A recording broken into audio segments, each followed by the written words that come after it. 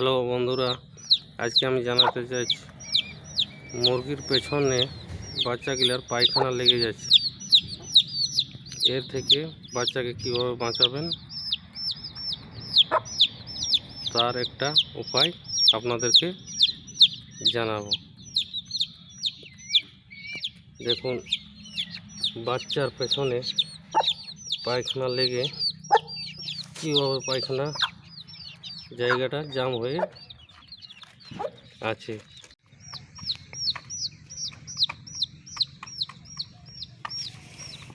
এর পায়খানাটা আমাকে প্রথমে পরিষ্কার করে দিতে হবে।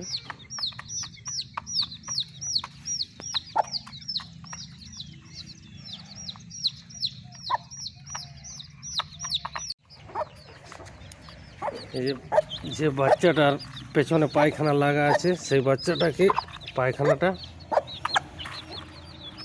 পরিষ্কার করে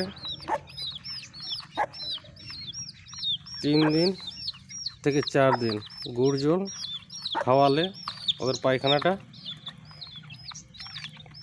নরম হয়ে যাবে এবং পেছনে পায়খানা লাগবে না। আর সাথে এই যে মেরিকুইন ট্যাবলেট, মেরিকুইন 50 mg, এটা পরপর 3 দিন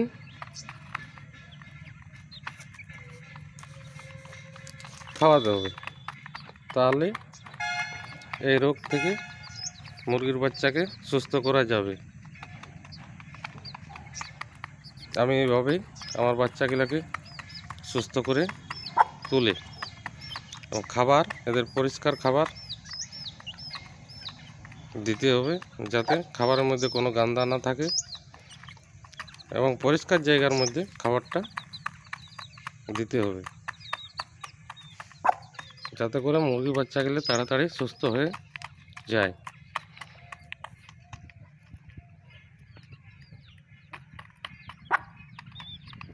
দেখুন, আমার বাচ্চাগুলি অনেকটা সুস্থ হয়ে গেছে। আর যে 2-1টার পায়খানা আছে পেছনে, সেইগুলো পায়খানাটা পরিষ্কার করে নিয়ে আমি আমার গুড় জল আর মেরিকুইন ট্যাবলেটটা খাওয়াতে শুরু করব।